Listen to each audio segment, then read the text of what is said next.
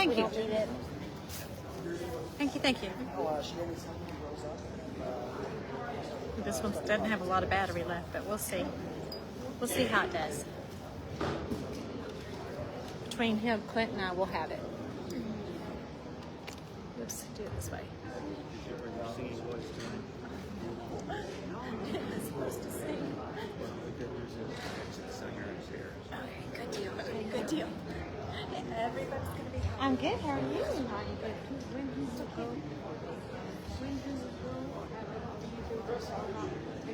Last week. I'll tell you about it afterwards, yes. You're going to kick off with the SARS banner?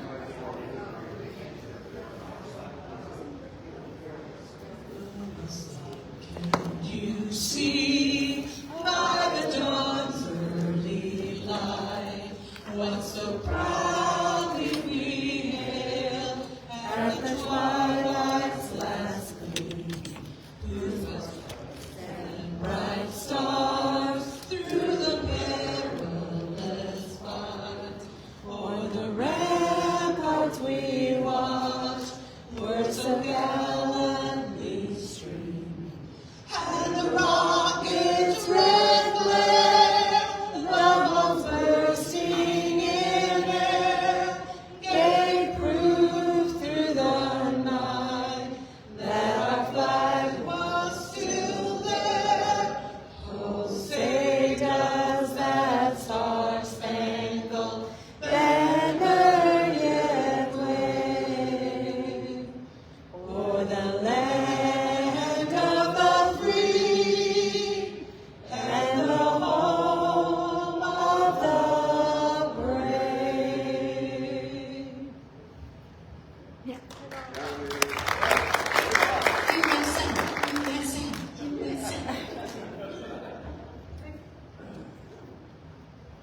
Hi, everybody. Glad to see you tonight. And if you were a guest tonight, we'd like to invite you back next month. You can see us again. We enjoy seeing new people, and maybe you'll learn some stuff and come join us. If you are members returning, we appreciate your support. You really do a lot for our club by coming here and giving us your support and helping with our speakers and that type of thing.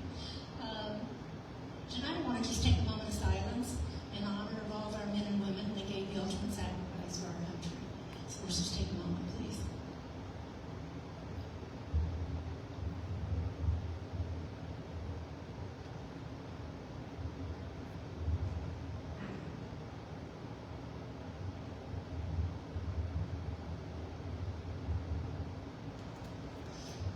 Okay, I don't, these people out here that probably have people that they've lost through the different wars and that. I have an uncle that was shot down over Belgium, and so I like to always remember the fact that we lost quite a men in World War II.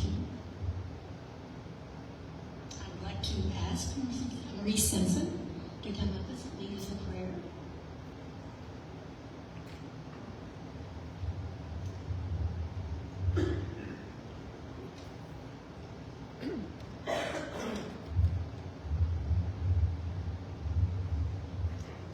Good evening. Let me give you a little scripture passage here first. Now we beseech you, brethren, by the coming of our Lord Jesus Christ, and by our gathering together unto him, that ye be not soon shaken in mind or be troubled, neither by spirit, nor by word, nor by letter, as from us, as that the day of Christ is at hand. Let no man deceive you by any means, for that day shall not come except there come a falling away first, and that man of sin be revealed, the son of perdition. Amen. Amen. Let's pray. Most gracious God, our Father, we come here tonight, gathered together as a group of like-minded people. Yes. Father, we come and we just want to praise you and thank you for all the blessings that you have bestowed upon us. Father, we thank you that you put this man in office to pull the covers back on what's going on in these United States. Father, we ask for blessings upon each and every one of the people here in this community, in this county, in this state, that are doing the things according to your will, Father. Father, there are many things out there that this is going to be a difficult time. But then, as in that scripture said, the covers had to be pulled back. And our president is doing just that. Thank you. Father, I don't want anybody be worried and concerned about him getting everything done, because he's not going to get it done, Father. It's too much that's been built up. But he's here to tear it down and start the rebuilding, Father. So, Father, we ask in the mighty name of Jesus that you just continue to bless these people that are doing things the right way. And the right way is your way, which is the other way. Lord, we ask these blessings in the mighty name of Jesus. And all God's people say it. Amen. Thank you, Maurice.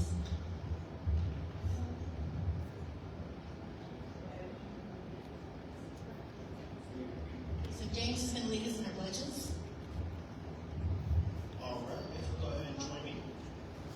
I pledge allegiance to the flag of the United States of America and to the republic for which it stands, one nation, under God, indivisible, with liberty and justice for all. Honor the Texas flag. Pledge allegiance to thee, Texas, one state, under God, one and indivisible.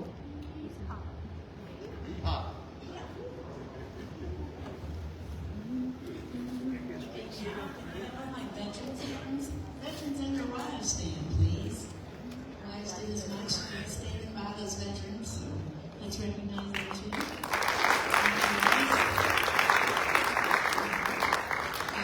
Now all of our elected officials.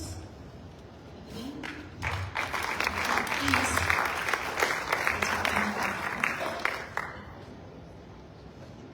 Next month, our speaker will be our state representative, Joey Slauson. This will be at the end of the session, and I know she'll be able to give us some insight on what went wrong and what is the plan going forward to save some of the Republican priorities. There were supposedly 88 Republicans elected to the Texas House, but turned out there were only a little over 20 that were actually Texas red. The remainder are trained Republicans that voted with the Democrats to control the power of the House. We've got to change this, people. Somehow we have to get these others out. I know that Charlie Duran has been there almost as long as I've been involved in politics, and that's been at least 10, 15 years. And he needs to be gone, okay? He needs to be gone. That's right.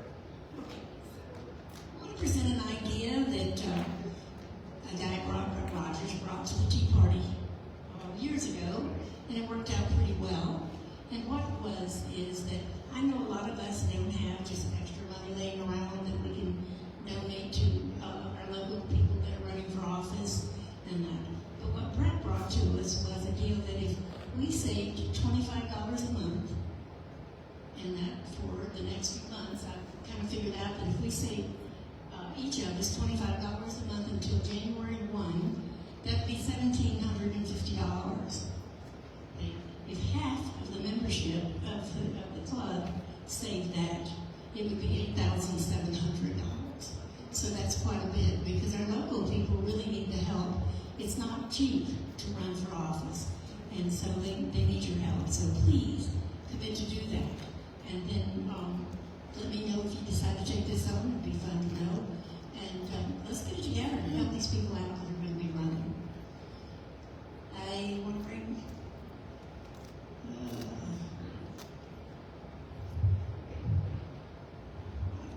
Okay, I want to give a quick reference that was given to the Tea Party. I'm a big Tea Party person tonight. I don't know if you realize it. We're big Tea Party people.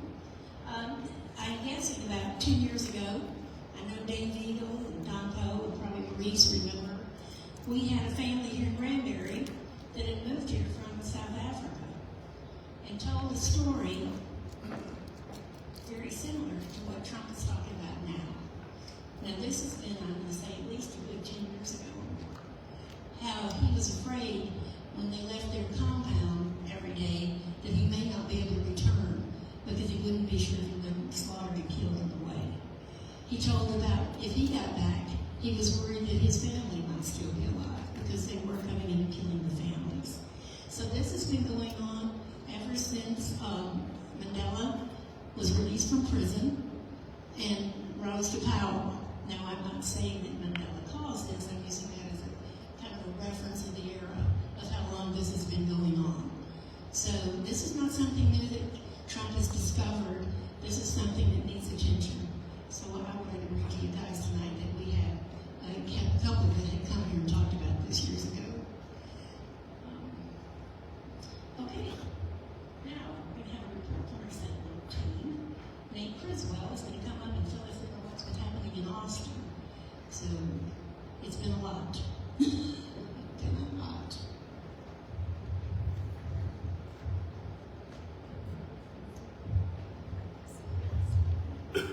Good evening, Hood County Republicans. How's everyone doing tonight? We're going to go over about 8,000 votes in the next 5 minutes, so grab your pens and paper.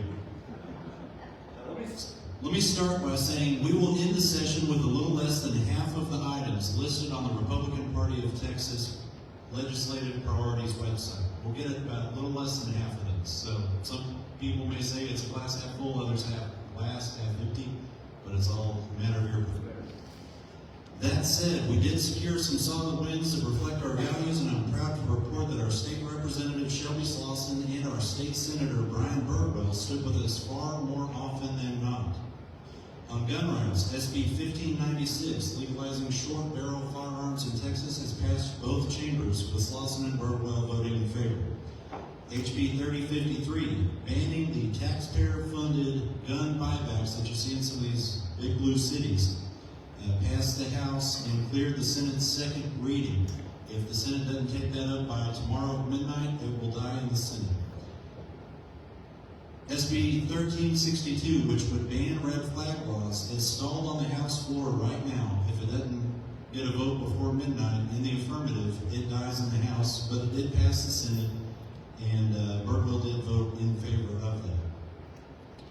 For border security and immigration, several bills advanced. HB 34, banning the taxpayer money investments in hostile nations, and SB 17, prohibiting land ownership by hostile nationals, both passed with Slauson and Birdwell voting in favor. HB 5646, ending in-state tuition levels for illegals, passed the House with Slauson's support, but only reached the Senate's intent calendar. Again, if that doesn't get heard by tonight at midnight, it's dead. SB 324, mandating E-Verify for all employers, passed the Senate with Birdwell's vote, but has stalled in the House State Affairs Committee. There's no chance of passage on that at this time. However, HB 2858 by Drew Darby, which outlined a guest worker program, basically giving legal status to illegals who find an employer to sponsor them, failed in the House, and I'm proud to report that Slauson did vote against that, so she voted the correct way. For education, SB 2, the biggest school choice program ever launched, passed both chambers and has been signed into law. It takes effect September 1st. That's a huge deal. Both Slauson and Birdwell voted in favor. Now, HB 4, aiming to abolish the STAR test, passed the House, but only reached the Senate's intent calendar. On public decency and free speech, HB 3225, removing explicit materials from the children's section of the library, passed the House with Slauson's vote, but didn't make it to the Senate intent calendar. However, SB 412, which takes away the affirmative defense for educators, librarians, and other people who right now are protected and show explicit material to children, has passed both chambers and has already been signed into law. Those protections will no longer be there. HB 366 by disgraced former Speaker of the House Dave Phelan, which would criminalize political memes, passed the House. Slauson voted against it, so that's good. She voted for free speech, and it was DOA in the Senate. Dan Patrick said we're not even going to entertain that bill. For bond transparency, we actually just passed, and this has been underreported, sweeping bond transparency legislation. SB 843, HB 3526, and HB 103 together create databases managed by the TEA and the Comptroller's Office for school and local government bonds that give all the information you want to know, the current debt outstanding, the projected impact on the property taxes, everything. And it passed with full support from Slauson and Birdwell.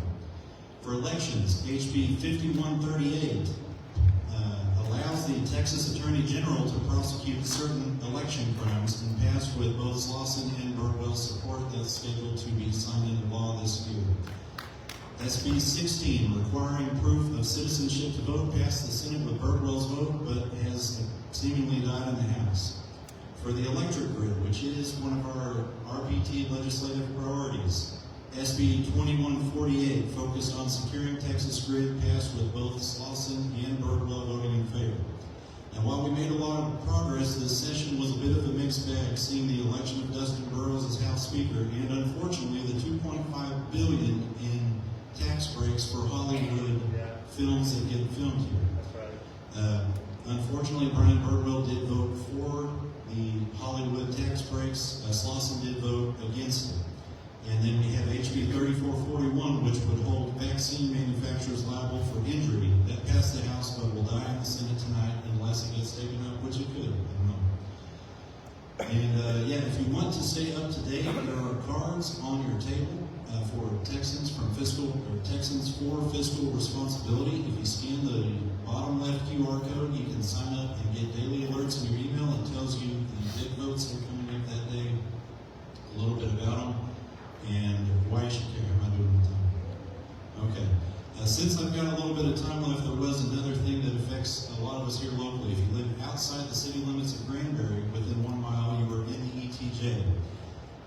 The taxpayer-funded lobbyists, aka the sneaky weasels at Texas Municipal League, snuck an amendment to a local bill that would have robbed most people of their ability to petition for release from the ETJ of the city. I'm happy to report I was able to go down there, speak in front of the Senate Local Government Committee, and point out these statewide implications. And with all this legislation passed, I think it was an honest mistake on the part of Phil King. He gave me his word that he would make an amendment on the floor, and I was just notified via email that that has now passed. So again, a bit of a mixed bag. Thank you guys all, and sign up for emails from Texans for fiscal responsibility. Thank you.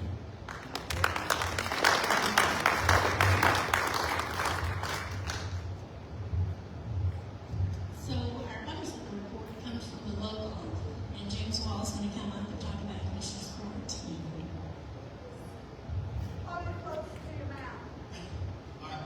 Well, thank you, Sharon. And I'll just start off by saying I don't know how to follow up what Nate just went ahead and told everybody. I mean, that was a whirlwind of good news for the state of Texas. That said, we do have a few developments here in the local side of politics as well. We're going to start with GISD first. So GISD, we went ahead and we had a resolution on the table proposed by one of the school board trustees, Trustee Barbara Townsend, to go ahead and to move elections specifically to off years. So only 2023, 2025, 2027 years like that. Eliminate even year elections and expand terms from 3 years to 4 years. After a lot of conversation, having a lot of public comments, including from such constituents like Monica Brown, Dave Rogers, Don Johnson, and even myself, and after tense debate from Trustees Bolton and Lowry, Barbara Townsend decided to reconsider her options and pull it from the agenda altogether. Additionally, let me just go ahead and pull the room real fast. I know a few of y'all probably heard of Walsh & Gallegos, the law firm that takes care of the school district. How do we feel about Walsh & Gallegos in this room? Yeah, I know, I feel the same way. Well, I got good news to tell you on that too. As of last week at the school board meeting, we have officially began the transitioning point by hiring a new legal firm in Leland and Cross to go ahead and to begin taking up certain sections of our legal side of the school district, specifically public grievances and public reports, information requests. While it's a small step in the right direction, this is a good step in the right direction as we go ahead and we begin to make things right in this school district. finally, I'm going to go ahead and switch gears though. We're going to go to County Commissioners Court, where today it was just announced that the YMCA is officially buying the county building that has been under intense debate on social media. We've heard plenty of things about it. This is the end of that chapter, as the YMCA is here to stay in Hood County, but this is a win-win for the county, as the YMCA isn't going ahead and giving us $1 a year on their lease, but rather they are going ahead and actually giving us a lump sum payment that's going to put cash in the bank for this county.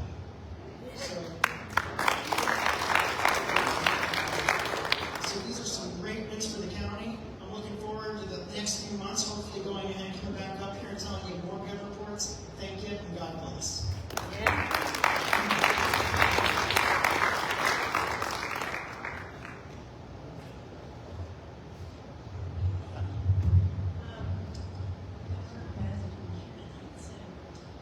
As we're starting into the end of the 2025 year, we have candidates that are starting to throw their hat in the ring.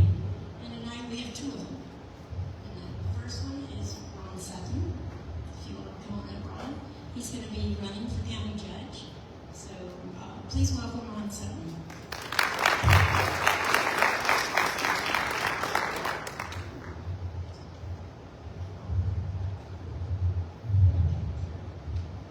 Thank you, Madam President.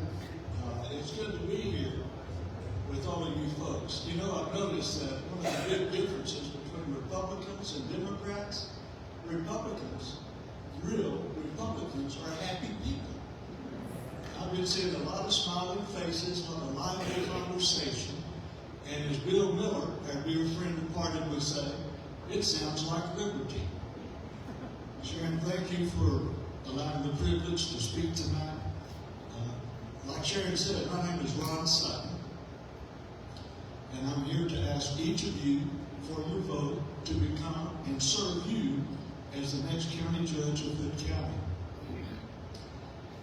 Before I get too far into this, I'd like to introduce my beautiful and intelligent and talented wife, Barbara Sutton. Barbara, would you stand up just to make sure everybody knows who you are? Thank you for being here. My roots go deep in Texas. I'm a member of the descendants of Stephen F. Austin's Old 300 and the Sons of the Republic of Texas. If any of y'all would like information on how to become members, I'd be happy to discuss that with you. I went to school in Abilene, Texas, elementary through Hardin-Simmons University, just like my friend, Terry McNew. And I don't know how Terry avoided me for 4 years, especially since we had mutual friends from Brady, Texas. Terry was a breath of fresh air on that. Do we have any ACC or ACU grads here?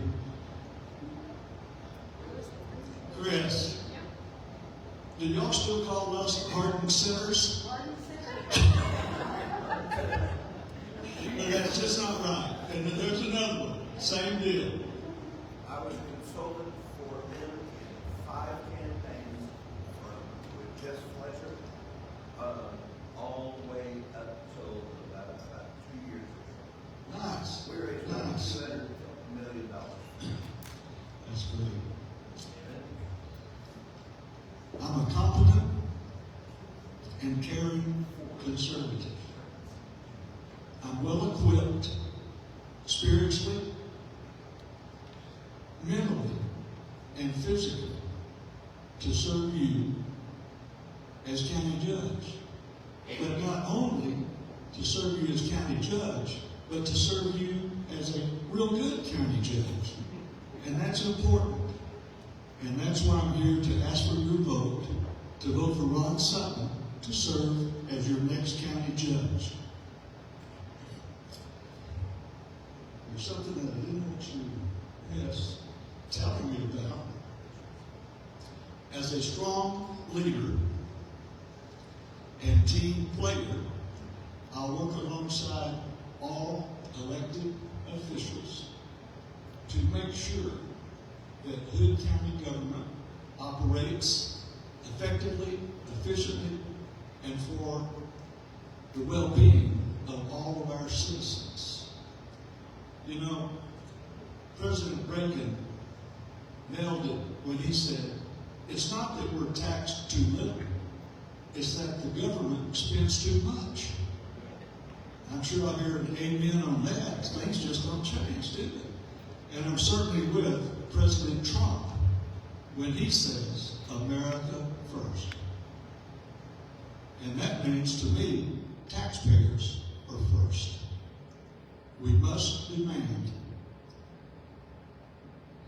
that spending is regulated and that fiscal accountability is ensured on all of our elected leaders. It's most important. Some of my foundational beliefs, our rights, all of our rights are God-given. God's holy word, the Bible, followed by our Bill of Rights and the Constitutions of the United States and Texas, are the most important words ever written.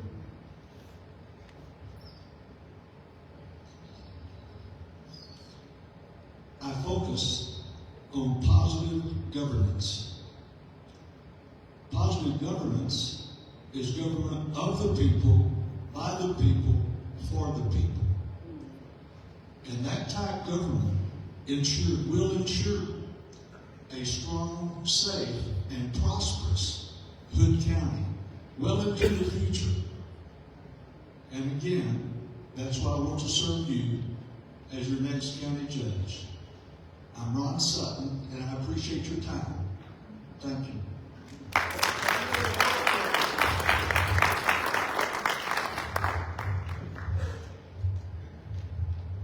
Our next candidate, you know him well. He's been our mayor for a while, and he's thrown his hat back in the ring for another term. Brian, you've heard me say, like he said, no, I will not be running for mayor. I have, let's see, I've had my mind, I've changed my mind. I've not had my mind changed. I've changed my mind. I look out there and there's just way too much going on to be changing horses at this period of time. And I wouldn't do it if I had completed all of the things that I wanted to do, needed to be done in the city. But I am going to continue on because we just have way too much. We're going to talk about 370 in a little bit.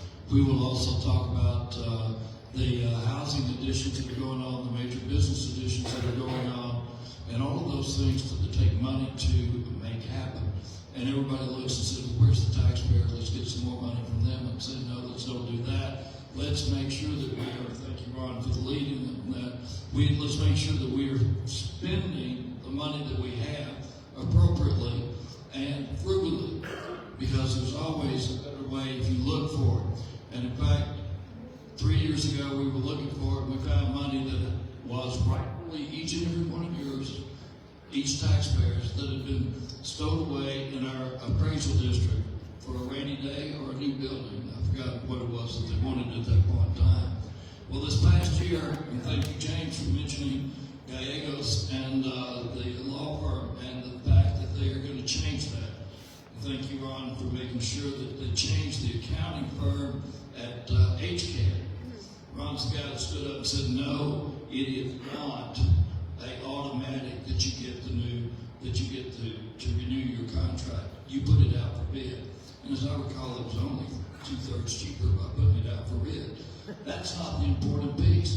When they did the first year's audit, they had to restate the old auditor's numbers by $1 million, which sort of excited me. So I think I'll go look and see what's happening. And lo and behold, over the last 5 years prior to that, before any of us were here, there was another $1,042,000 that got added to the retirement plan. Not budgeted for, budgeted for was another 1.9, but they got another 1.42 added to that budget, and we're going to be talking about that over time with the proper people. In fact, we already are. But that's why I'm running for mayor. That's one of the reasons we have to make sure that we spend our money, and your money, I'm sorry, we spend your money appropriately. Otherwise, it's going to be, it'll be spent, I guarantee you. So, I ask for your support. I've had your support.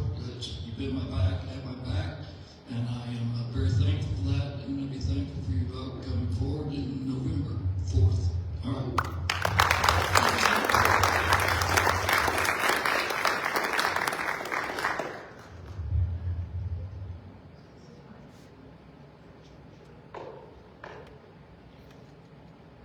Can you guys hear me? Yeah. Much better, huh? Okay, so what now? So it's not here for our lesson. So it's time. That's a basket for donations. Nothing's too small. But along with your dues, this help us pay provides our speakers, our essay contest, and general maintenance. While we pass the basket and get out your tickets, we have a couple of more prizes.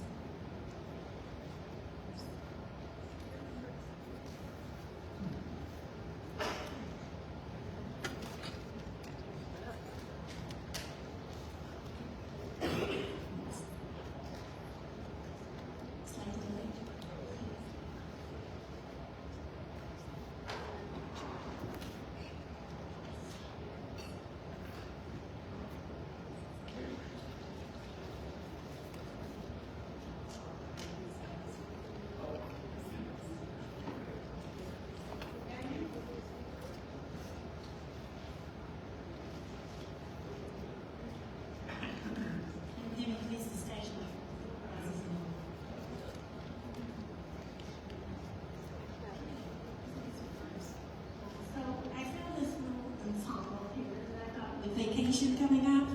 This will be fun. You can put like kids' little toys in there or little accessories in that as you get ready to make your vacation plans. So I thought this would be kind of cute to have.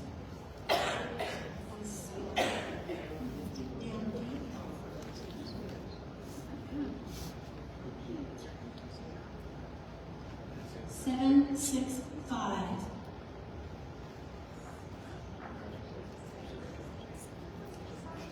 Seven, 6, 5.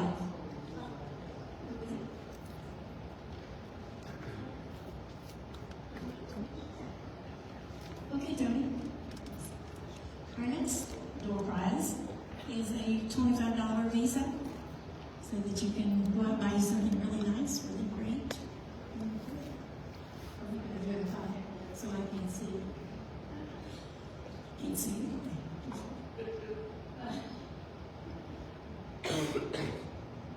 No, this isn't much different. 7, 8, 5.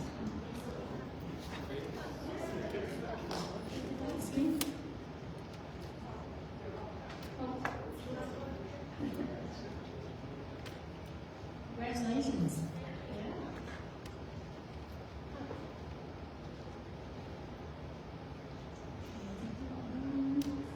All right. Our speaker tonight comes from us from Van Zandt County, Nancy White. She's a citizen like you and I, but her calling became a subject matter expert on invasion of the BESS facilities in Texas. And if you don't know what the BESS stands for, that's Battery Energy Storage Systems. And so why this is a concern, which she's going to go into this quite detailed, is that they're starting to infiltrate Texas with these big machines. They take a lot of power to run them. So to have these, then guess what? Then we have to have more gas power plants. And that goes into the Wolf Hollow issue that Shannon Wolf has been working on out at Mitchell Bend. So this is something, it doesn't just concern Mitchell Bend, it concerns everybody. Because I live right across the lake from Mandarinville Highway, and back where Mitchell Bend runs there. So if the south wind's blowing and toxins are flying, then I'm going to get them too. And so is everybody else. So this is not just a Mitchell Bend problem. I want to bring that out so y'all protecthoodcounty.com, and help Shannon with her efforts out there at Mitchell Bend and Cover City. It's really a great project. They've done a lot of work and they're really good at it. I'm sorry, Nancy, didn't leave your time, but I just wanted to make sure Shannon got that plug so that you guys would get involved with that. Again, it's protecthoodcounty.com, and it's very important that we really get into this and help them. Okay? Anyway, our speaker tonight is Nancy White, and like I said, she's just done this terrific work. I've heard about it for a while, and so I'm proud to have her here with us.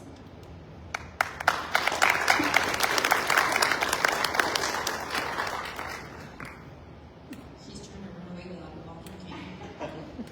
So, for the record, I was wide awake, had an energy drink and everything for this after this drive. That food was delicious. I'm ready to go to bed now. It was so good. So good. So I just want to start kind of a bit about how I got here and a bit about me. So I live in the woods and it's my happy place. I do foraging and holistic health. That's my happy thing to do. I make teas and tinctures and I play with kids because I homeschool.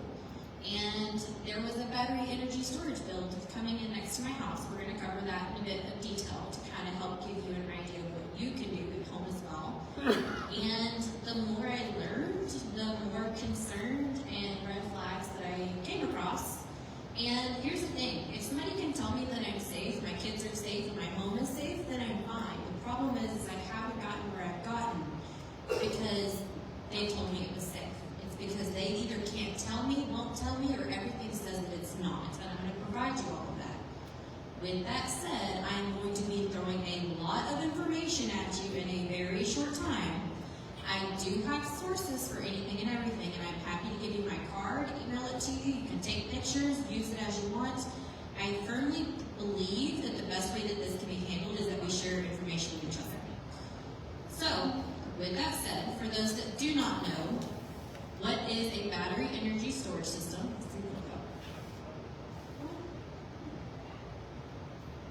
Maybe I'm wrong. Technology is not my thing. There it is. Okay, so if you'll play that for me, I just want y'all to see what this looks like. While the room was open, it was safe to see inside a typical battery energy storage box. Each one of the little silver boxes is about 22 small lithium-ion battery cells. How many homes could a system like this power when it's online? A system like this could probably power about 22 homes. It's just for this one unit. Okay, so if you didn't catch that, it's one cell stacked on top of each other and the other, so that's why you see different units. There's on average 22 cells in each metal container. Think of the metal container kind of like when you see an 18-wheeler hauling those big metal containers. Think of it like that, but they're smaller, and incidentally, the steel that they are encompassed in is actually thinner. It's an eighth of an inch of steel on average. On top of that, let's see this go. Can I point this way?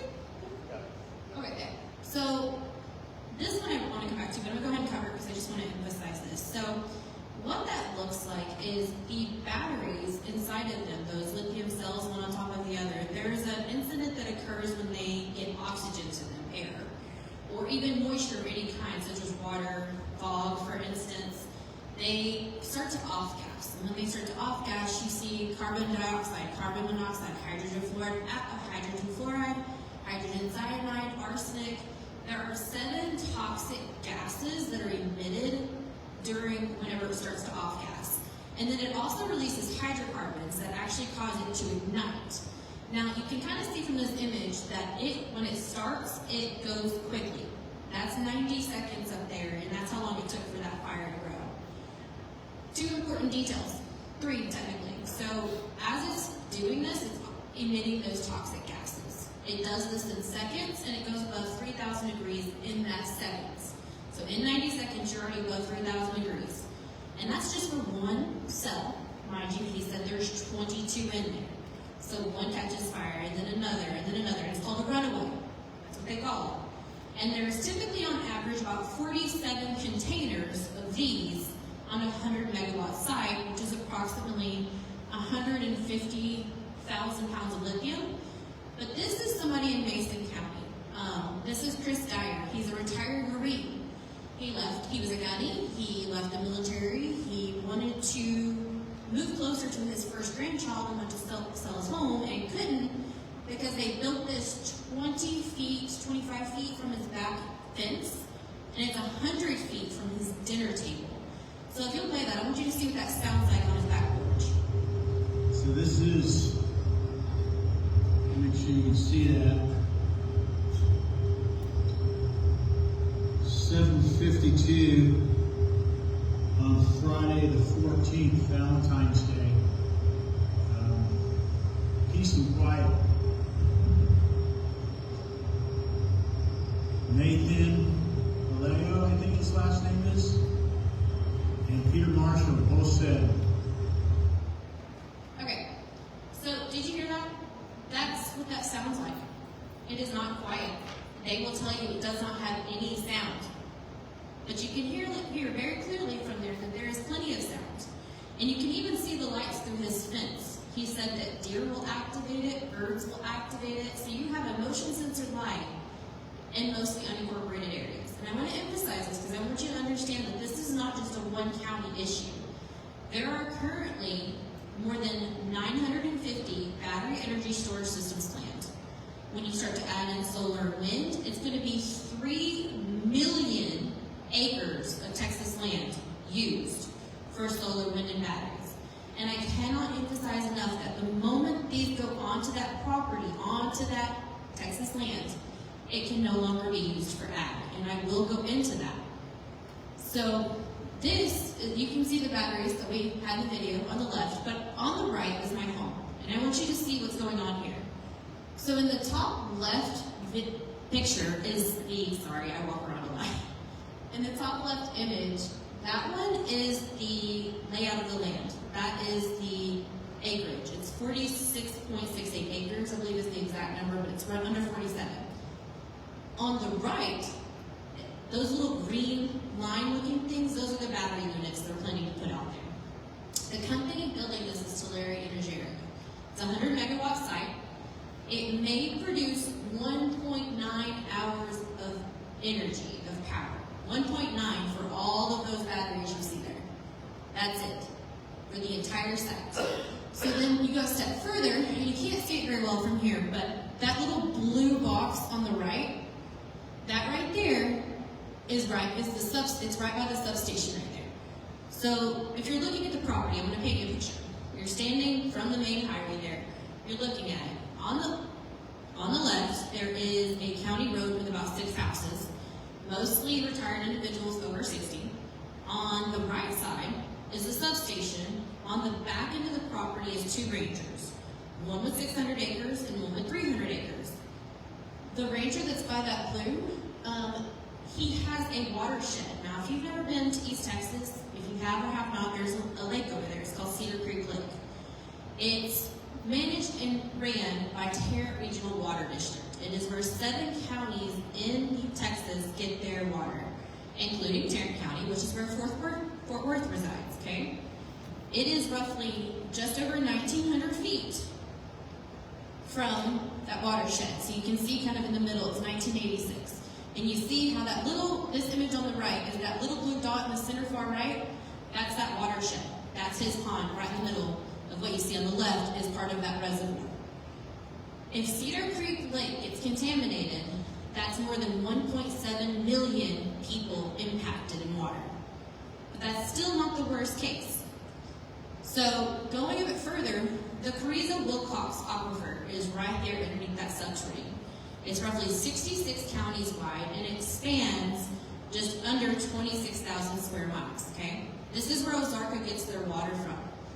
If this is contaminated, which often is by lithium, lithium is one of the highest pollutants for water, which we're going to cover that, then those water sources are no longer usable. Before I go on to water a bit further, there's one more thing I want to add that is a key detail about what's going on in Van Zandt County to show you just how unregulated and unsafe these are. What you didn't see very well is there's a green line running up in front of that property along the longest part of it. That green line is a federal pipeline.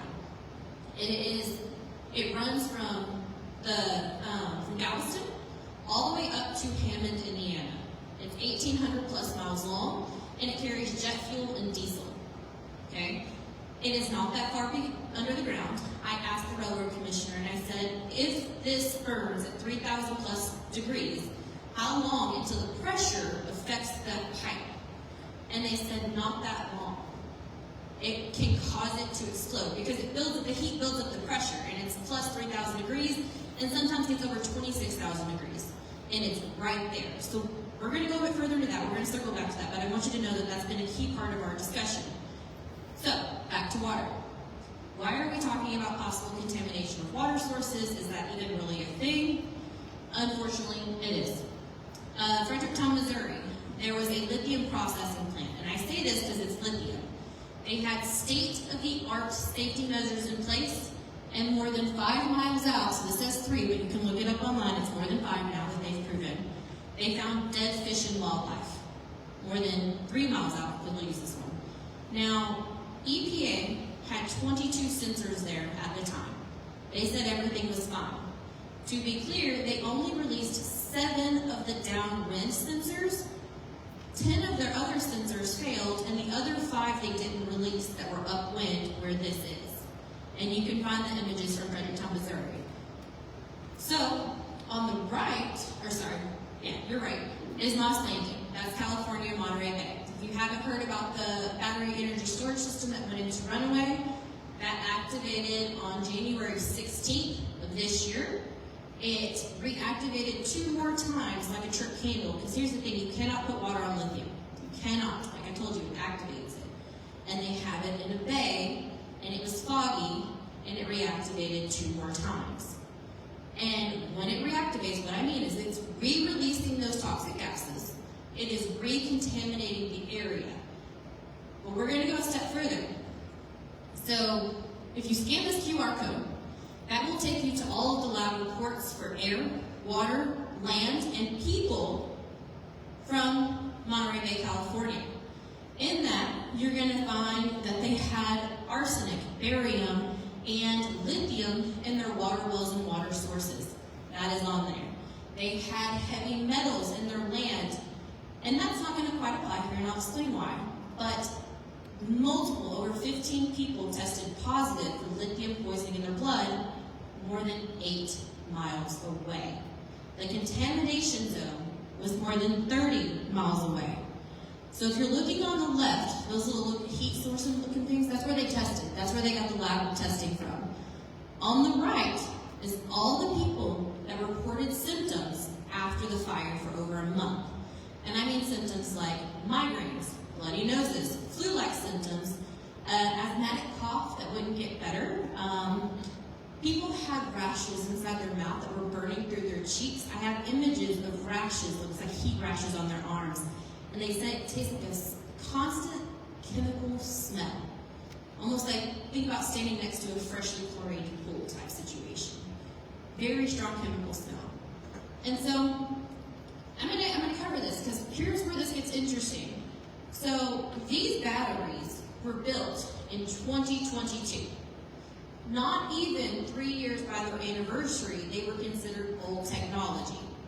So those were lithium ion phosphate batteries. That was nickel, manganese, and cobalt was primarily in them. And so now they're saying that's old technology, they know not to do that now, blah, blah, blah, right? The new technology is lithium iron phosphate. This is now safe, right? This is what they're claiming.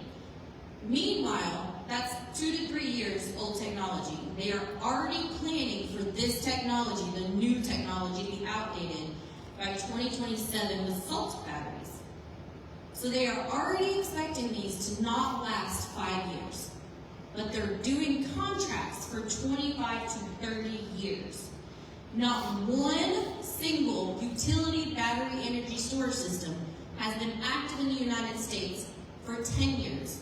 And not a single one has been active in the United States for 5 years without incident, okay?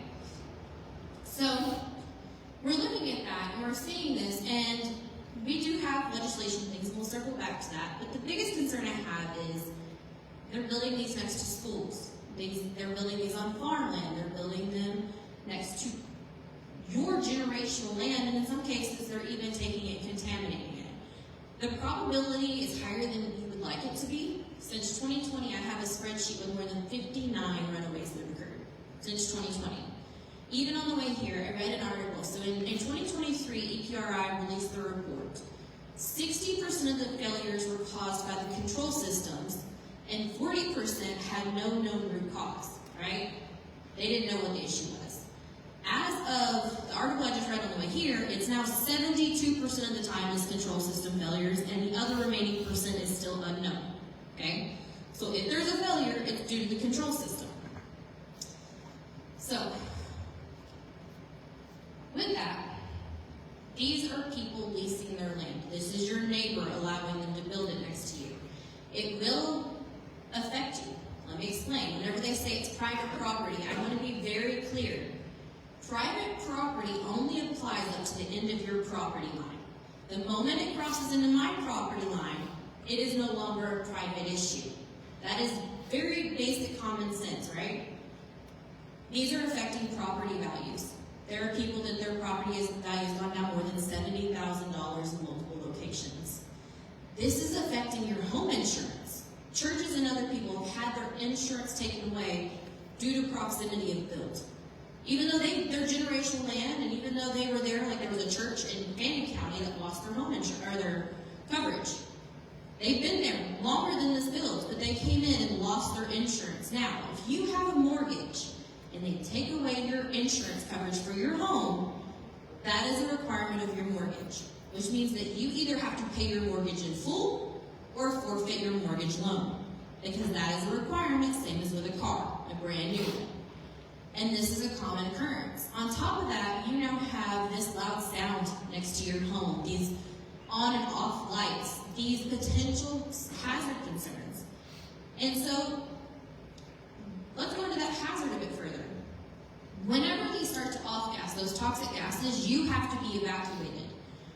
Anywhere from 1 mile up to 8 miles have been evacuated in these fires. Schools and highways have been shut down, and it's not a choice. So what does it look like when it starts to off-gas and starts to go into runaway? Your fire department will come out. Now, our fire chief and others had training on this, and I'm going to tell you what that looked like. Their job, should an incident occur, is to show up, stand at the gate, and wait for the professionals. That's their training. Now they know how to handle it. They wait for the professionals, is what the advice they were given. The professionals, being the gentlemen in hazmat suits, that have full head-to-toe coverage, as our fire chief and our fire personnel stand outside that gate and wait for them, the quote-unquote professionals, that are covered in head-to-toe while they are not. To be clear, current fire PPE does not protect from these type of toxic gases. It gets in their coats, it gets in their pants. They need full hazmat coverage. No exposure of any kind. That's not what their masks do. And on top of that, you can't put water on it, so what do? The current practice is let it burn out. That can be anywhere from 12 hours to 2 weeks, until it's done burning, essentially is what it does. And you start with an evacuation zone, usually about 1.3 to 2 miles. That's your evacuation zone. And then the other remaining 5 miles out from that typically goes into indoor lockdown. You have to stay in your house, turn off your AC, turn off your heat. You cannot have any airflow in or out, and you cannot exit your home if you choose to stay there. There have been multiple cases at both Fredericktown, Missouri, Monterey Bay, and other locations that after these runaways occurred, multiple cases of livestock stillbirth. They do not evacuate your animals. If they evacuate you, they only evacuate you. Not your goats, not your cows, not your pigs, not your chickens. You are evacuated and you do not get to go back. You do not get a choice. You have to leave at that moment because it is that toxic. There's a reason we have carbon monoxide detectors in our home, right? So whenever they say private property, I'm going to be very clear. If you put solar on your house, I can understand that being private. You want a backup generator for your house? That I can see as private. When you cross into utility grade sizes that impact property value, home insurance, and safety, that is whenever it's no longer private. So anytime they say, well, there's nothing we can do, it's private property, that is not accurate. I'm going to tell you what you can do. We're going to circle back. So, when it goes into, the gentleman that did the bills, I'm sorry, I'm not seeing him right now. Okay, so I actually happen to work with security of the grid. That's the priority for the RPT. I actually happen to work with them quite often. We've done symposiums in Austin, we've done events at the Capitol. One of the bills that is currently made it to the governor's desk is 3089. That's for decommissioning or remediation. This will help, because right now, if your neighbor signs a bill or signs a contract and starts doing this, we're seeing a lot of these incidences where they are signing these contracts with 3-letter LLCs, limited liability. They close that LLC, your contract is now voided, and you're now responsible for everything. Look at Sweetwater, Texas. This is not the first incident. This has happened multiple times. Sweetwater, Texas is covered in wind turbines. Covered, and can't get it cleaned up because they have to do it, and it's expensive. So what does decommissioning look like? If it's a $90 million build, the starting cost for decommissioning is 3 times that at $270 million for decommissioning and cleanup. And if they close their contract, you as the homeowner are now responsible to clean that up. It is not an option, it's a toxic chemical. It has to be cleaned up. When you can't afford $270 million starting cost, it falls to the county. The county has to step in and clean it up because, again, it's a toxic chemical. It cannot be left. When the county cannot afford $270 million for one cleanup site, you now became a super fund. EPA will step in and clean it up for you, but you, everybody in the county, is now going to pay your taxes for that. You're going to pay. Your money's going to go up to pay up to clean that up. It is not an option. It has to be done. And if the homeowner, even though it's private property, signs his contract and it's his thing, at the end of the day, it is not an option to be left. It has to be cleaned up. And it can fall on you as taxpayers. Hopefully, House Bill 3089 will fix this. It's made it to the governor's desk. That's a move in the right direction. So, I'm going to play this. This is just some news clips of different exposures of news stations for these bills. If you wouldn't mind. That breaking news, just horrible. A massive lithium battery fire in Surprise, and at least 8 firefighters hurt in an explosion. We want to give. Yeah, well, Steve and Katie, this is a very active scene, and what we know now is that the injured firefighters were transported to several valley hospitals, some of them by ground, some of them by helicopter. Now, I want to step out of the way to give you a look at what we're seeing out here, a very large response. We've seen firefighters and fire agencies from multiple agencies out here on the scene. This not only affected fire crews who were out there, but people who were nearby in the West Valley going about their normal Friday night when all of a sudden they hear something more, a loud boom interrupting their Friday night activities. Yeah, we just talked to one dad actually. He was at baseball practice with his son.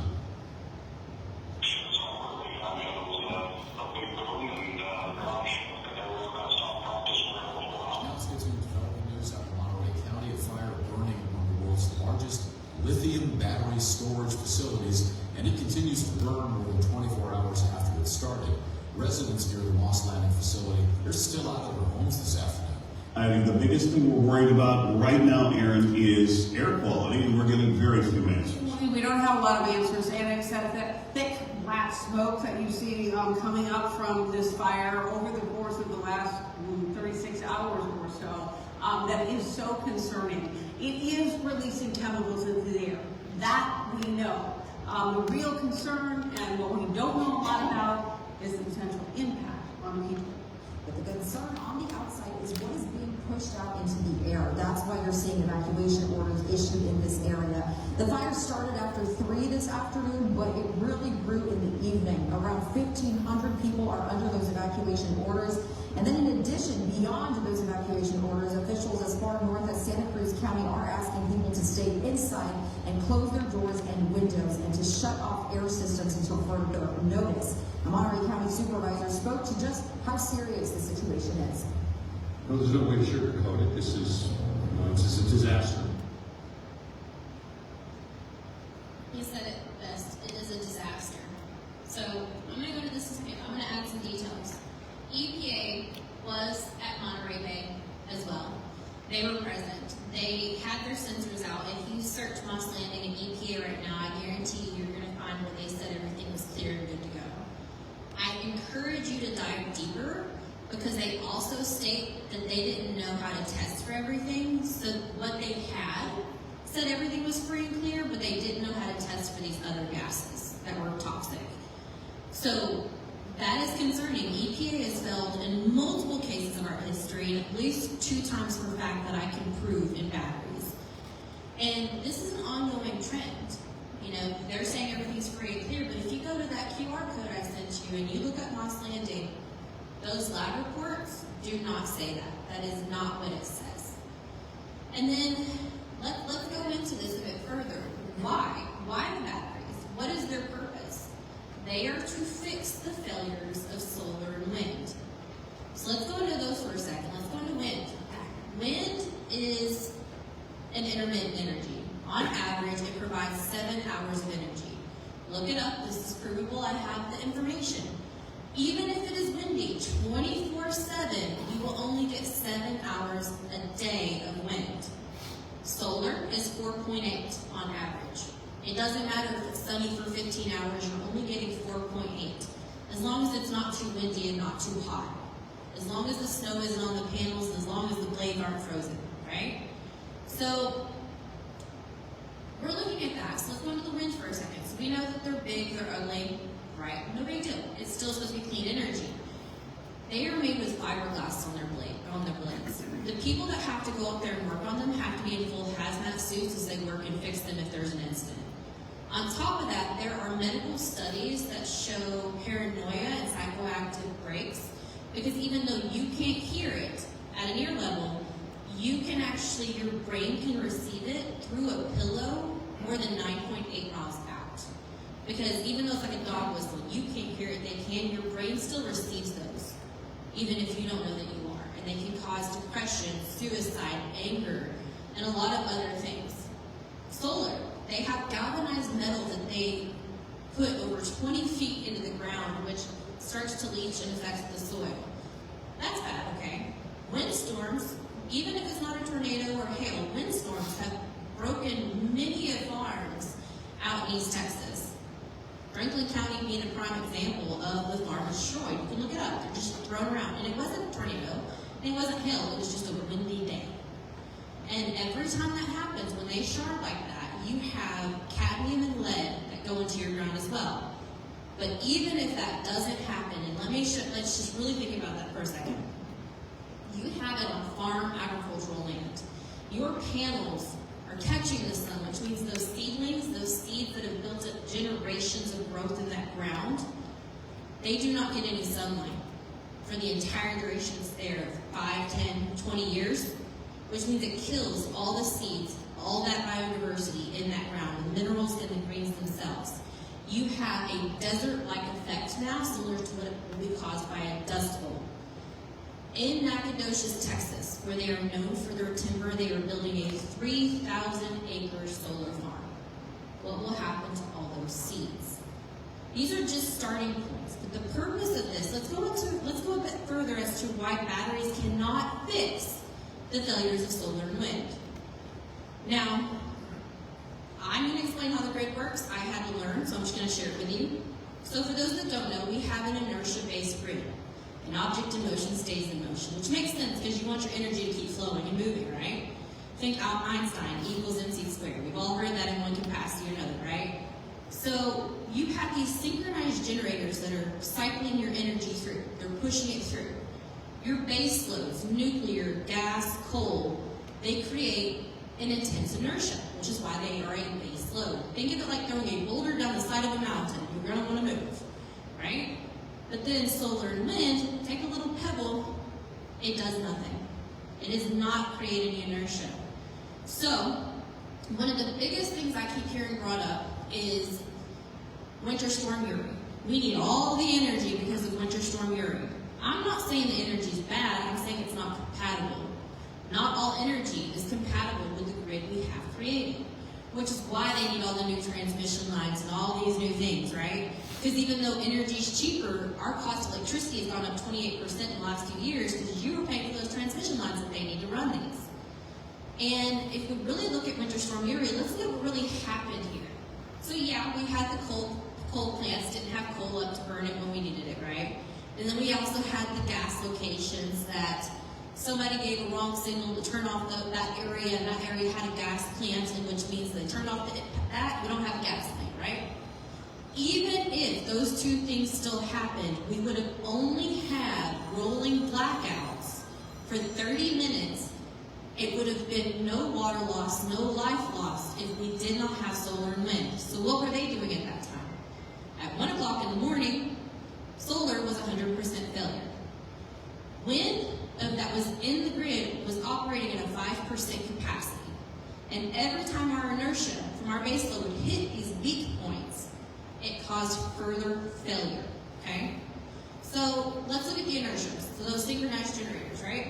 If you're a child and you're on a swing and you're swinging it back and forth and you're building up that momentum and someone comes and yanks that chain and you start to wobble, you jump ship, right? Because it's chaos.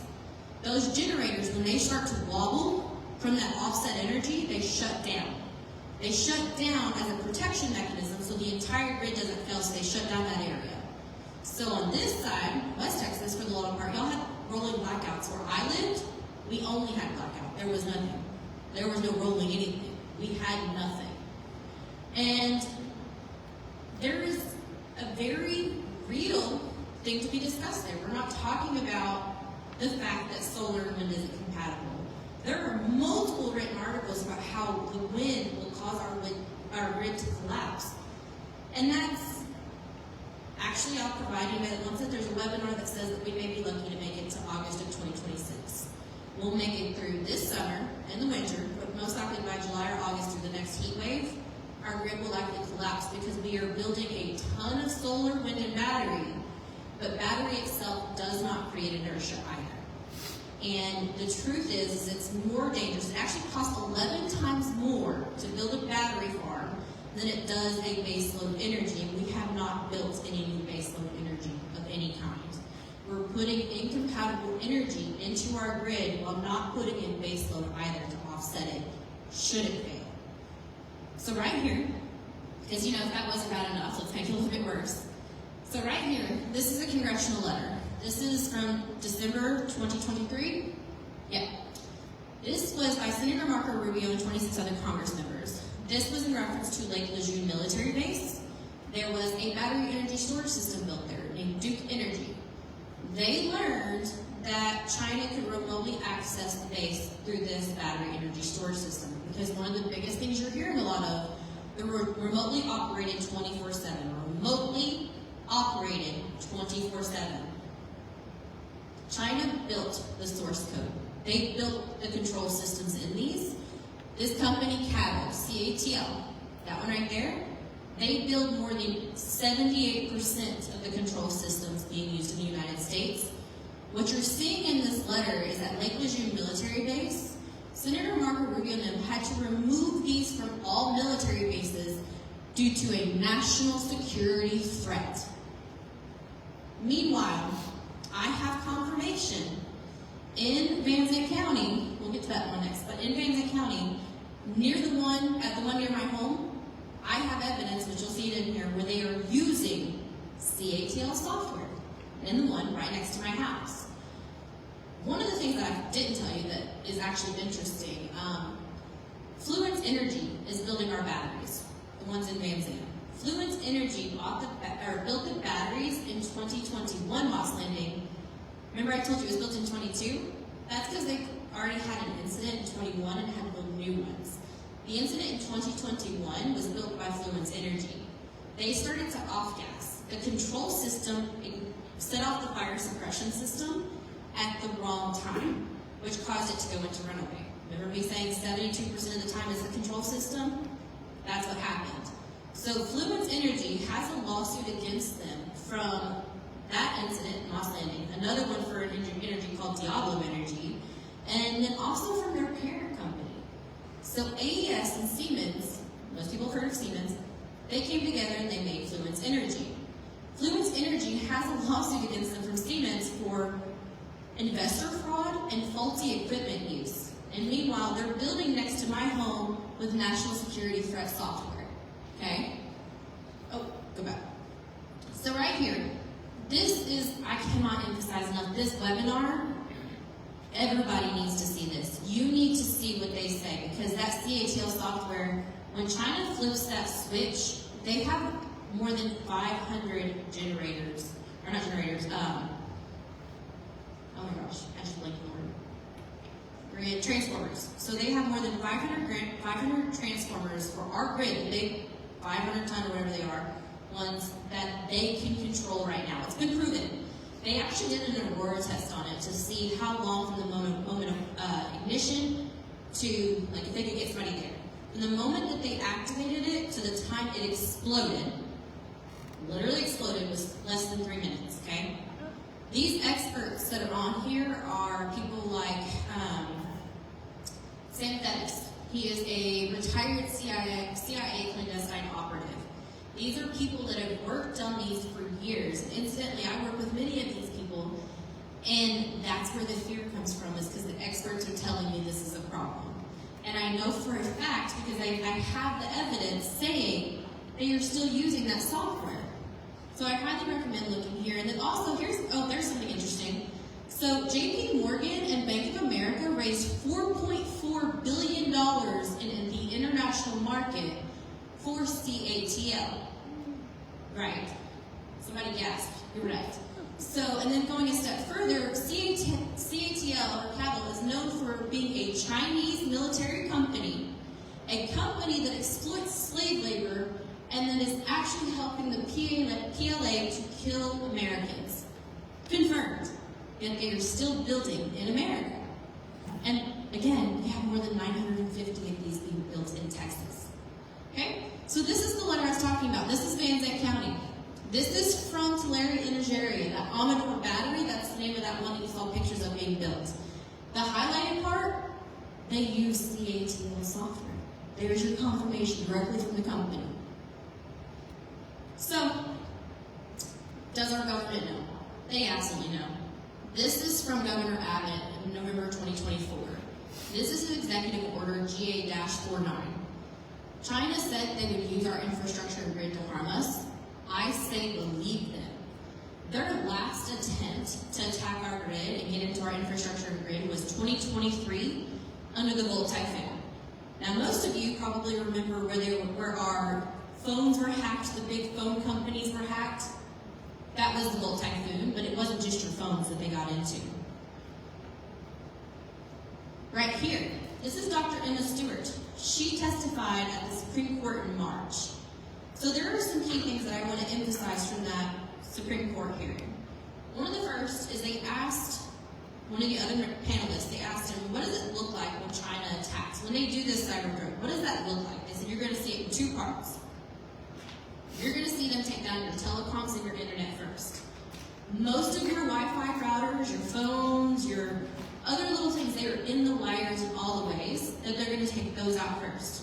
And the reason why is so that our military can't get to the point of theater where they need to be for the attack. Second, they're going to take down our infrastructure and grid. They're going to do it to cause mass chaos. And they may do it by flipping the switch and doing that, but more than likely, and you'll see in that webinar if you watch it, they're going to do it in two parts. They're going to do the switches, they're going to do the kill switch in all of them, but you're probably going to see it through EMP. Now, most people think EMP is this made-up thing, or it's the boogeyman in the night, right? No, it's very real. It's very common. As a matter of fact, that's probably what happened in Spain. And if you don't know about that, the Iberian blackout happened, and they were without power for 14 hours. A lot of the experts speculate that it was China testing if it worked.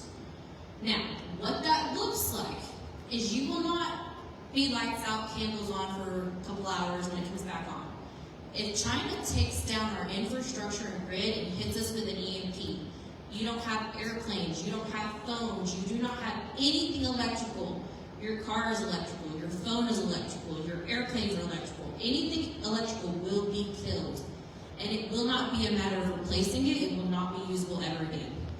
Primarily our transformers, which operate our grid, which come from China because nobody in the United States knows how to build them yet. Not a single location in the United States builds transformers, and on average it takes 5 to 6 years. If China decides to go this route, we will not have a backup transformer. And the next thing she said, and this is key, one of the members asked, Dr. Stewart, what do we need to do today? What does America need to do today to start protecting ourselves? And very plainly she stated, do not buy the cheapest. This has been a 20-year implementation from China. It's proven. We've known since the early 2000s that they wanted to do this. And you're going to see that from the experts. They provide their evidence. Okay? They did it by making it available in the cheapest. Even ERCOT is a market-driven corporation. They are a non-profit corporation, and they run 90% of the Texas grid. And to be clear, they are not a state agency. They are a non-profit organization that is market-driven. They want the cheapest. So, thanks to the Biden administration, they gave them the Inflation Reduction Act, which, as taxpayers, we have paid more than $2 trillion towards since 2023. That's just the IRA. And then you go into the subsidies. So there is a Senate Bill 715. This is by Sparks. What this does, and I actually find this interesting, is they're blasting it like Power Up Texas, and everybody's posting it all over social media and all these things stating, if you don't tell them no, it's going to make your electricity cost go up. Let's go over what Senate Bill 715 does. Senate Bill 715 is about the subsidies that these energy industries are getting. So baseload, coal, nuclear, gas, produced 24/7. Solar and wind do not, but they are getting paid as if they are, because this was created for baseload energy. What Senate Bill 715 is trying to do is pay them based off of production. So if they don't produce, they don't get paid. Because right now, even if they produce net zero, they are being paid. This takes that away. If we get rid of solar and wind and put baseload energy, China's building 400 coal plants, but they're selling all of these to us. Why do you think that is? They know what they're doing. They're not trying to build solar farms everywhere. They are building 400 coal plants. And meanwhile, we're paying them in the Inflation Reduction Act and in subsidies as if they are going to keep us afloat. Not all energy is compatible with everything. And on top of that, you have agencies that are supposed to govern them, like Texas Commission on Environmental Quality, giving them grants. So meanwhile, while a battery energy storage system technically costs 11 times more to build than a baseload plant, because of all these extra incentives between taxes, IRA, and things like that, they are now the cheapest. Matter of fact, ERCOT went to the Public Utility Commission and told them that we need at least 3 new generators. It would be $54 million. And PUC said, no, build battery energy storage systems. These two things are not even close to the same thing. Our grid needs generators, and meanwhile, the batteries will not do anywhere close to that. So that's an important detail. So, all that information to say, what can you do, right? So, there are 2 things. I'm going to start with a thing that you can start with today, and that is the National Fire Protection Code 855. Okay? The 855 can do a lot of things. It can allow you to get site-specific plans. That's how we know they're using that software. You can do emergency site-specific plans. So like, alert with a lot of generics, this is what your county will do. What this does is says, yeah, but what is my fire department doing in this right now? Where are they at? Show me your plan, site-specific plan. They gave us a generic one and we said, no, site-specific. Another thing, and even if they'll tell you, we don't require water. You can't put water on lithium. That's true. But in the fire codes, these specific systems have a calculation for how much water they are required to provide. So even if they say, well, we can't put water in anyways, so we don't need that, you say, that's fine. The fire code says you do provide it. Okay? The next thing, the underwater laboratory testing for those lithium cells, we received the test. 3 key things came from that test that we noticed. The first, the cells were activating and off-gassing to oxygen, so they were already reacting to oxygen. They failed that test. The next test they failed was it staying within the container and not being exposed? They failed that one. But what I thought was most interesting is they did not use an approved underwater laboratory location. They did not use, so we did not accept their plans because it was not an approved one based off the codes. So, with that, I'm going to go a step further. Van Zandt County, we currently have these batteries stocked. So, to give you context, we requested in December proof that they were meeting the fire standards. They provided some information, but not all of it in January. Again, in January requested, got it back in February, which is where you saw the CATL in there. Again, they did not provide all of it. Requested again in February, got it back in March. Requested again in March. By April, we have now requested 4 times, and they have yet to provide information. Up to and including, they have to prove that they are in a remote location, which is 500 feet from any structure. You remember that pipeline I mentioned?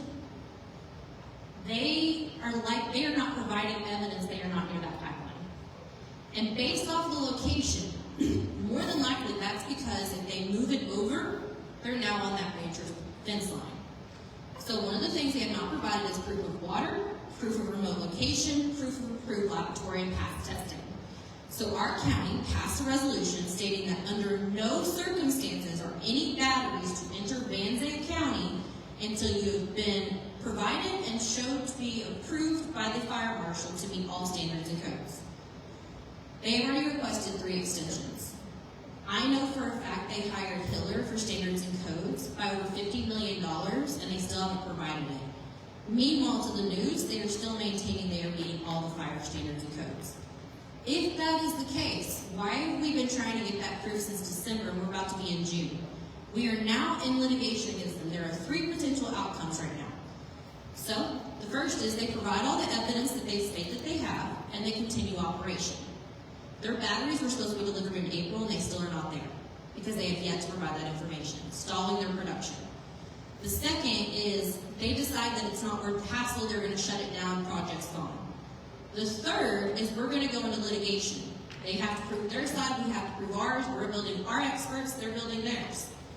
And then it depends on who wins. We're pretty sure that that 500-foot setback and that proof is not going to be achievable. Can't say till certain, but that's what the speculation is. Here's the thing. At the end of the day, you will know exactly what your county is expected to do should an incident occur, even if they provide everything. You know what you're looking at. You know where your argument is. You know how to protect your people. So, I'm going to go back for a second. The other one you see here is a 391 commission. Now, Texas is, we know that they want our land. We've known for a long time that corporations want our land, right? So what the 391 does is it gives voice to the counties, to the unincorporated areas. Dallas, Houston, and others, they have a voice. We cannot say, no, the zoning and ordinances here, those are not options. What this does is allows for 2 counties, 2 cities, 2 special districts, or 1 of each, 1 county, 1 city, 1 special district, 1 county. So it is technically called the 391 Sub-Regional Planning Commission. That is the section you want. What this does, it allows you to coordinate with agencies like TCEQ, EPA, and PUC, Public Utility Commission, to say, is this really the right location next to this water source? Is this really the right location when we don't have a fire department for 15 miles? Is it really the right location next to this prison? How are we going to evacuate them? And that's a thing in Austin County. Is this really the safest for the people in this community? And it allows you to do this for the safety, welfare, and concerns of the citizens. And this was put in because the government, those that put it in, like Em and Blair, they knew that the government was overreaching. This is to protect from overreach. Those generational lands that we've had, I'm the 3rd generation of my land. No, I don't want to move. Just because you want to build there, no, I don't want to move. This is where I want my kids to live. This is where I want to die. This is where my grandmother was. This is where my parents, where my mother was. I do not want to move just because you want to come in and build something that is not compatible with our grid and is a national security threat. So, I can provide that information as well to go a bit further into that. Alright, so this is a big thing. Knowing is half the battle. The next is action. So yes, you can use fire codes. The biggest thing that everybody in this room can do, talk to your neighbors, talk to people you run into, talk to people on social media. Do not stop talking, because it's such a simple thing. You now know. The best thing you can do is make sure others know, because knowledge is power. And I truly believe we've gotten where we've gotten, in all capacities of government, that are failing us right now, because we stopped talking to one another. We stopped talking to our neighbor. We stopped talking to family members about politics and religion because it was too tense or too tough. Have those tough conversations respectfully, but have them nonetheless. And as you've seen with Trump, we're starting to pull back that veil like he stated. And we have to really get people more activated and engaged. And I can provide you as much as I can. I can get you my Facebook, I can get you my TikTok that I created, which, by the way, you can't tell, I'm not a very tech person, so I'm doing the best I can. We'll figure it out together. That is our best case scenario. So, I just threw a lot at you, and I'm going to answer all questions that you ask, starting with you. Yeah, the question I have is, if you take away the incentive, tax incentive, and so forth, and solar and wind, how does this sustain itself? I mean, it's trying to be almost like a house of cards. You're absolutely correct. So, actually, as a matter of fact, you say that. So, the first quarter, from January to April, between the tariffs that Trump put against China and them, they have lost, so in the 4 months where they would be building contracts, they lost the equivalent of 30 months of contracts. So, if you affect the money, you affect how it's, yes, that does matter. And I can tell you that they are trying to do that at multiple levels. I happen to have a friend that was recently interviewed on the Donald Trump Jr. podcast who's speaking out about that, and he actually owns a solar and backup battery farm. And what they're doing is, what he does, goodness, I forgot where I was going. Okay, so his stuff I can get behind, because look, I feel like solar and batteries have a place, and that's for off-grid use, because it's not compatible with our grid. But if our grid goes down, you should have some kind of alternative power source for your home. So solar and battery for your home, while it may not be my thing, I can get behind it being private property. But him in the individual sector, even he is speaking out in Vegas and Washington, D.C. at multiple levels saying that the IRA is a fraud, it's a scam. And at a convention in Vegas recently, he actually went up there and said that you're scamming the people, you should do better. So, money doesn't impact. Anybody else have a question? Good. Okay. Well, if you think of any. All right. Well, thank y'all. If you have any questions, let me know. So I was listening to her, and I want to bring to your attention, and I may need Shannon left. Just like Wait, no, she's still back there. Oh, I may need Shannon's help. I got you. Because she knows so much more about this. So, as I know right now, I think in Hood County we have 2 of these BESS facilities. One of them sits right between our 2 power plants. Now that's kind of a bad place, I would think. So if they ever did a runaway in that, we would be in big trouble here. Yes. So, Shannon, you want to come up here with me because you know so much more about this? Shannon's been really dedicating a lot of time and work into the Wolf Hollow problem that we have.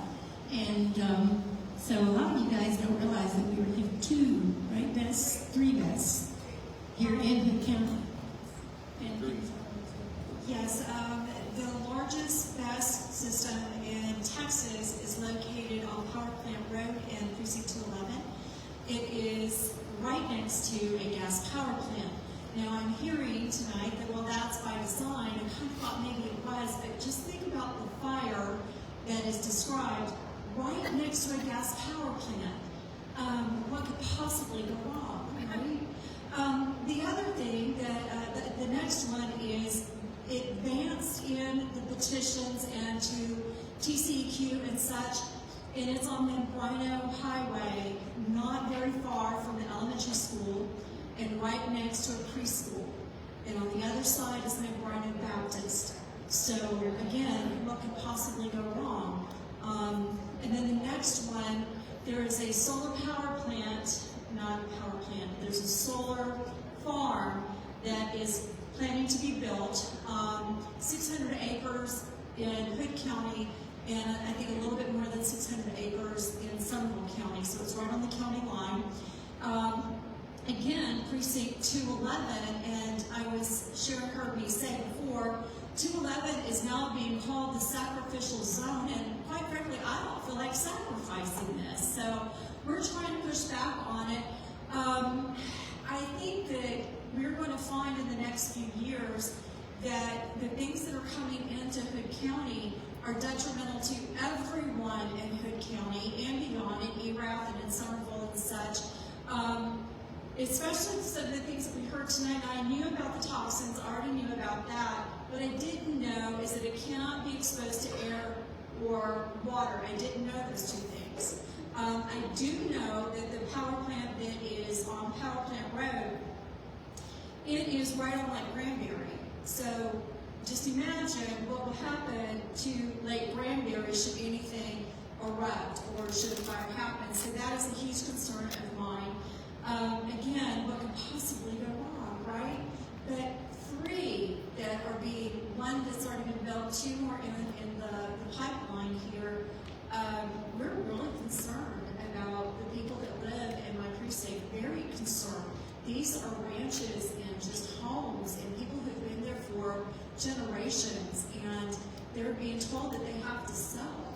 So I just heard that there's a ranch that is 3 generations of ranchers there just sold, and Clark Realty, and I'll tell you who it is, it's Clark Realty, is selling it and advertising it to data centers. So they're advertising the land for data centers to come and build.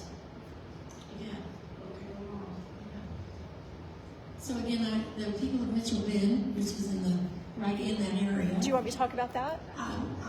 Okay. So the people of Mitchell Bend have been working on trying to make themselves a city. Okay? They've done all their documentation. They followed the state regulations right along the line so that Marathon can't come back and try to sue them over it. So they followed them very closely, and they're trying to get the state to make them a small city. Once they do that, then they can regulate emissions and regulate noise, which is one of the data mining issues and those kind of things that we've been hearing about over the last few years. So this sounds like even with the BESS, there's going to be more noise out in that area. I think I wanted to bring this to you guys because I know a lot of you that live in 211 or right in that area are aware of the issue we have and the possible disaster. I mean, when I'm sitting here and I'm looking at one of those sitting between your power plant, and they're wanting to build a 3rd power plant in Wolf Hollow. And because right now the Wolf Hollow 2, that was designed to power at about 66% when it was first built, is now at 99 plus and is blowing its valves. And if you don't know what that is, the valves are what keeps the toxins out of the air. So as they blow those valves, toxins are blowing into our environment.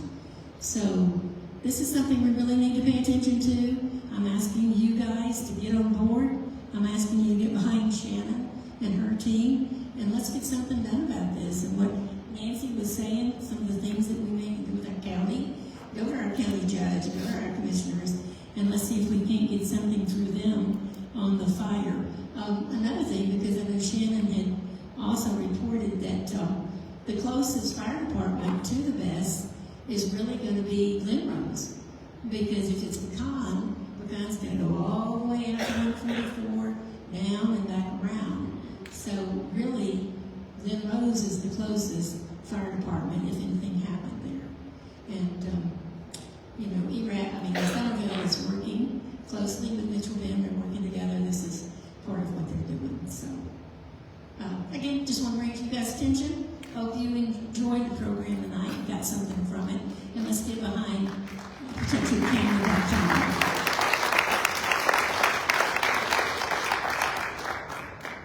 As we always do, we have our Wes come up here and end our meeting.